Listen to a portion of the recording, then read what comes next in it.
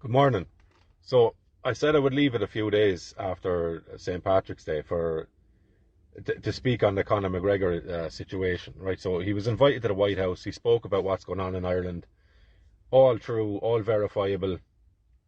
They're not to be debated what he said, right? It was a couple of sentences, nice and clean, direct, very little hyperbole, and they were all correct, right? They're all true. You can go and find this stuff out for yourself, okay? So this has sent look, this has elicited, right, the expected reaction that you're going to get from the government and from its own media. Bear in mind as well that the government have given 750 million, or they have agreed to 750 million beginning, I think, last year and over the next few years, right, of your money. That is a crazy situation. And we look at places like North Korea, right, and we watch some of their media if you've gotten to see it, and it's bizarre stuff, right? We're no different here. We're absolutely no different. It's a little bit more sophisticated and nuanced, right? But it's the exact same thing. You have a government that pays for the state broadcasters, state media. They're never going to go against the government, right?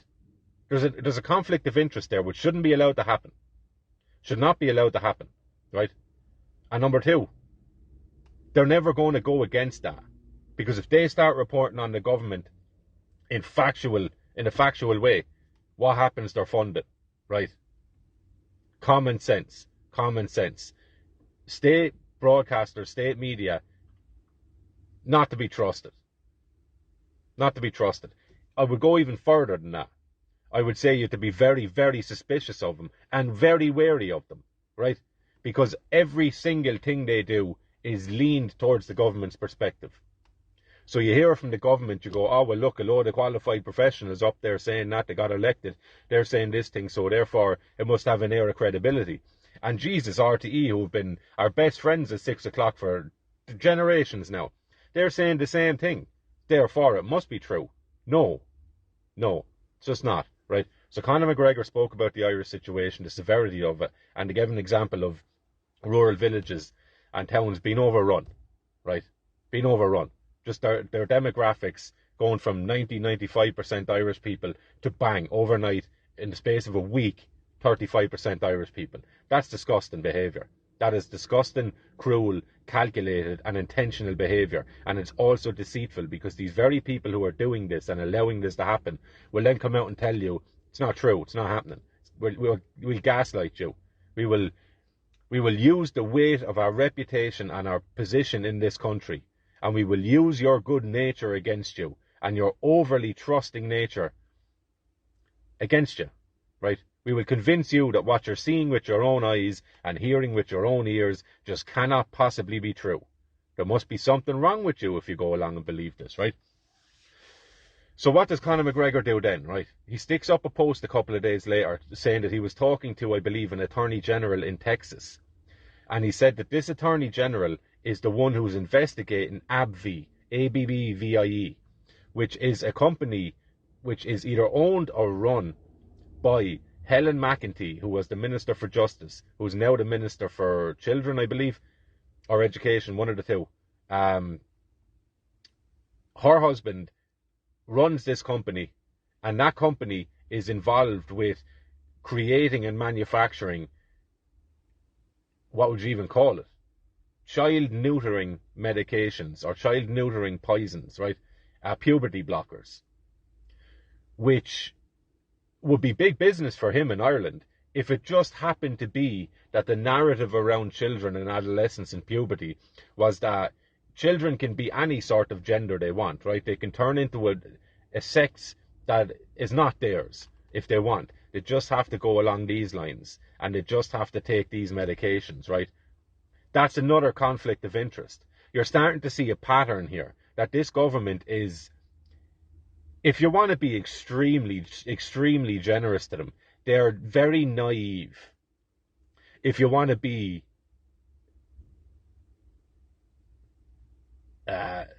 down to earth, honest about them, they're criminals. They're criminals, right?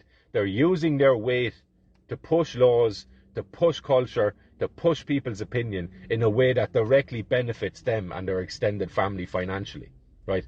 That is criminal. That's extortion. That is a racket. The only game in town that you're allowed to play benefits me financially. That's disgusting. That needs to go, right?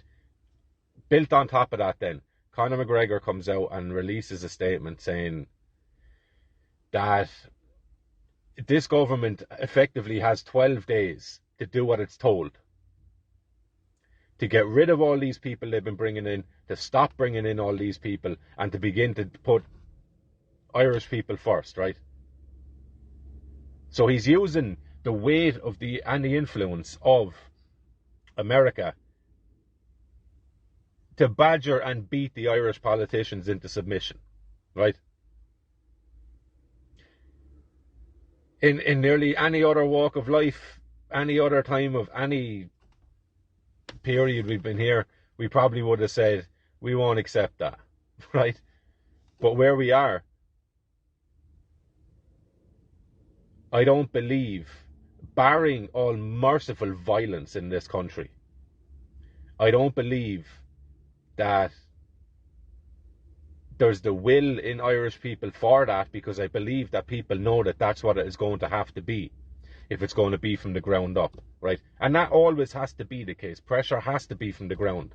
Otherwise you acquiesce and you agree by your silence, right? So there's no point in anything else coming in externally or from top down, right? So we have ourselves here. We have the government to position themselves there. And Conor McGregor now, with the backing of America, is trying to position himself here, right? And I would imagine he's going to do an effective job of it. Not based on him solely, but because of the weight of the American people and Irish Americans and the American government, right? Who look like they want to clean house across the West. And it's long overdue. It's long overdue. Like, people's lives have been spoiled here and ruined by their time taken up with worrying about things that we need not be worrying about. We should not be concerned with having to mathematically calculate what sort of a size of a family we're able to have and what sort of stress levels we'll be able to put on ourselves to maybe have another child or to maybe have one child, right? We're being squeezed out of existence here, and that is the harsh reality of it. We have 7 billion euros gone to the child integration and blah, blah, blah department, right? And disabilities and all other, such a big umbrella that you can mask and hide anything you want under it, right? We've 7 billion euros gone to them.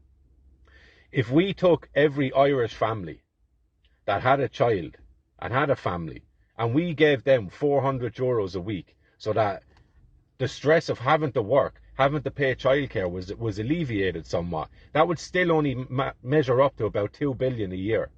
But this department has 7 billion, and they're spending the bulk of that on importing people into this country, on building houses for these people that they're importing in, and giving them these houses for free, right?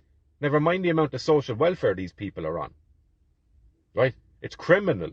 It's absolutely criminal. And it is an act of genocide as far as I'm concerned.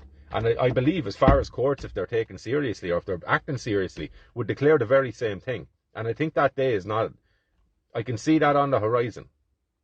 That's absolutely a potential. Because what's going on here is an act of genocide. Act of genocide and an active genocide ongoing, right? So back to Conor McGregor.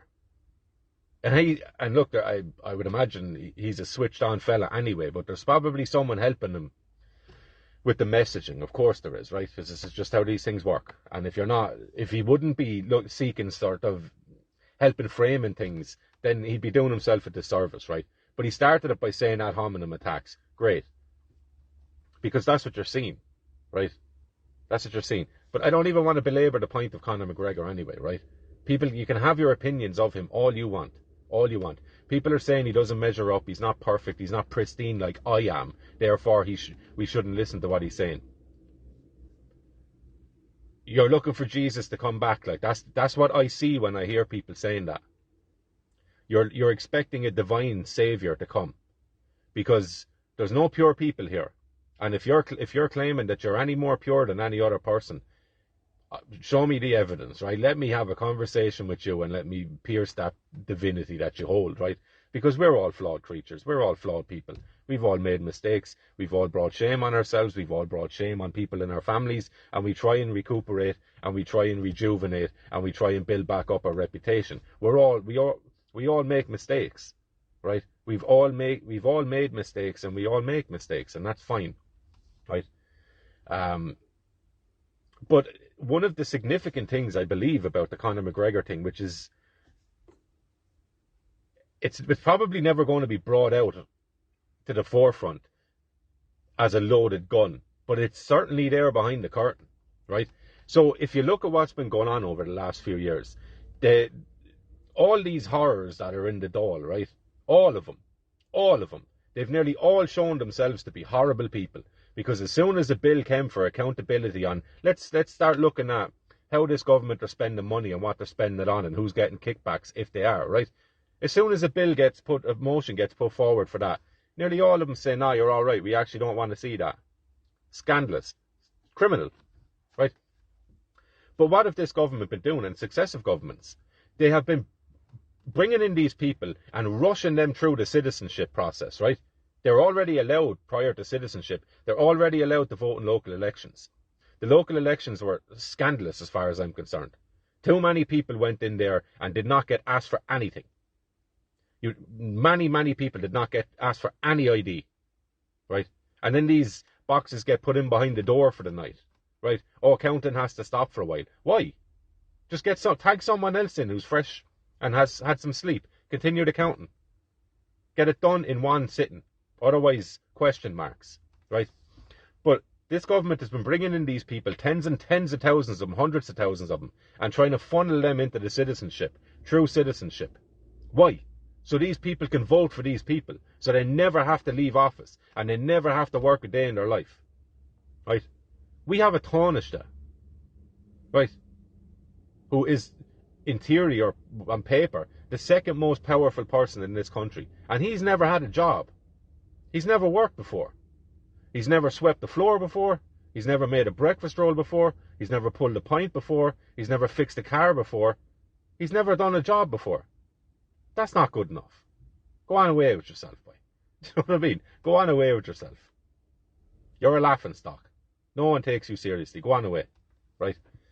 But these people have been bringing in new voters and making them new voters so that our voice, based on the current system that we have, democracy, democratically elected people, that we will become a minority and we will never be able to get anyone who might speak for us into power again. That's what they've been doing.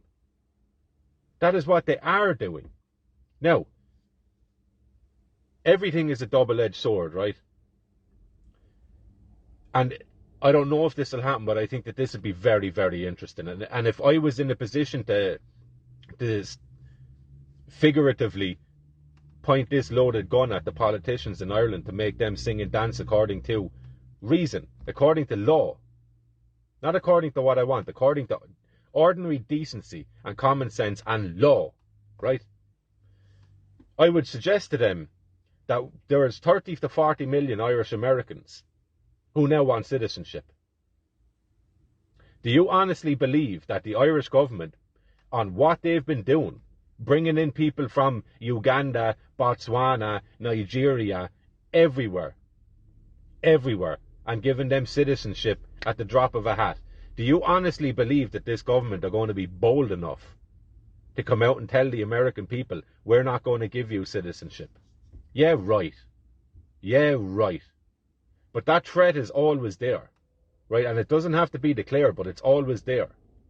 That in the blink of an eye, Donald Trump and Conor McGregor could absolutely marshal 2 million Irish Americans to seek citizenship in Ireland because they want to vote next time. And what I would also do as well, to get everyone in Ireland, or as many people in Ireland as you can, together and singing from the same hymn sheet, I would leave the government in situ. I would leave it where it is. I would leave the same people where they are. And I would force them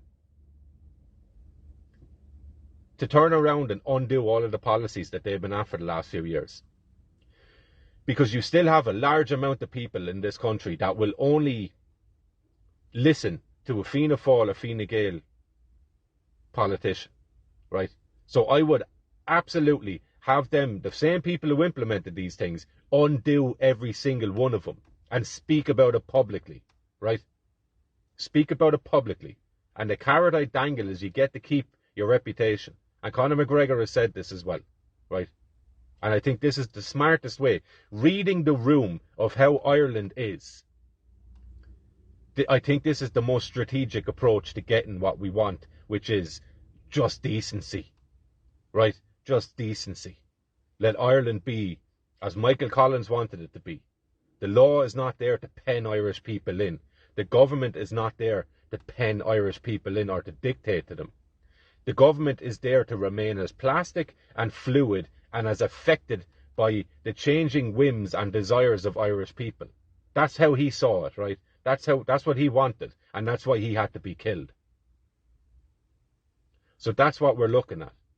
And many people who've had years of frustration built up in them will say, look, get them in now, get rid of these people, have trials, have all this stuff.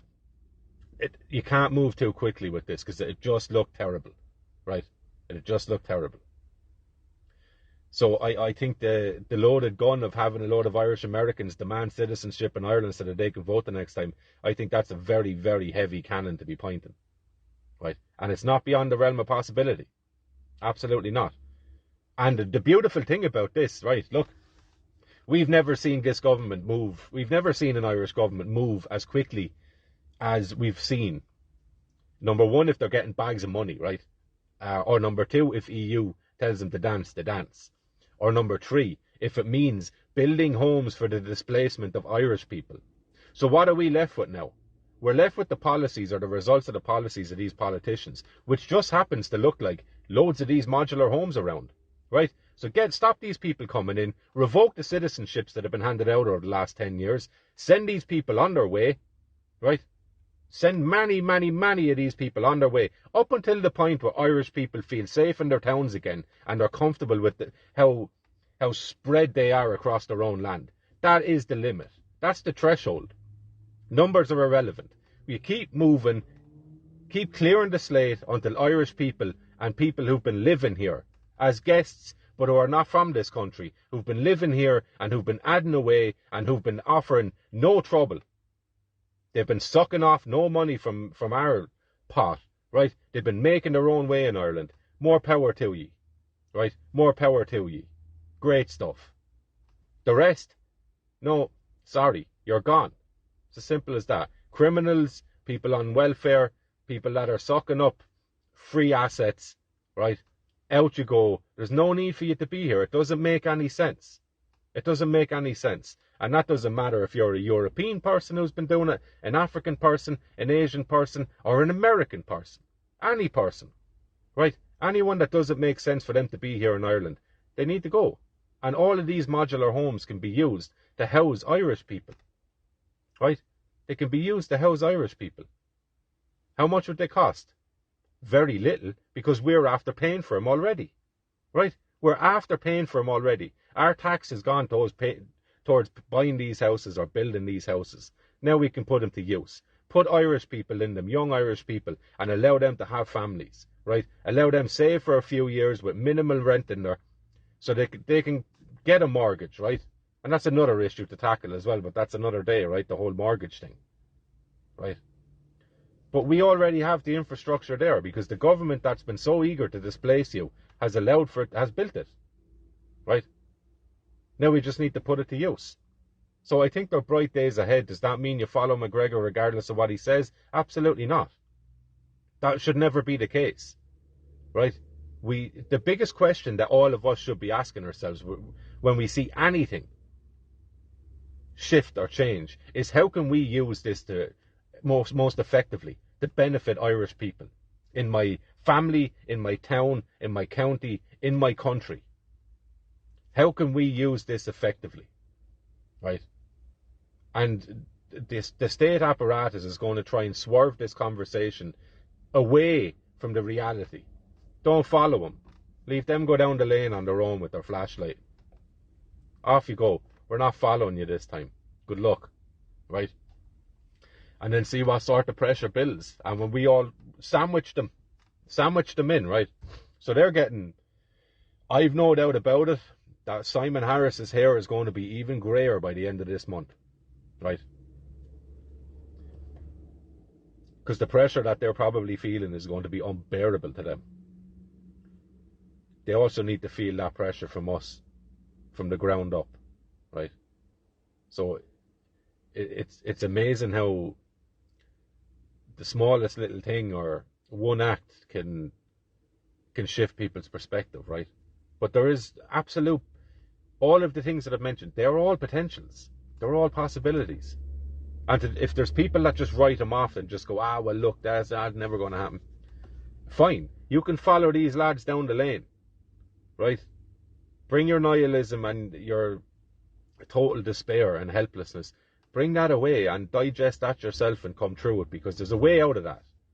You don't sit in that forever. That's misery. You chew on it, digest it, and then you start looking at what's going on and evaluating it with common sense, right, and reason. That's what you do. So this week has been a brighter week than the week before, and long may it continue, right? But what we also need to do is really get to grips with what it is we actually want. We know what we don't want. We now need to get together and build what we want.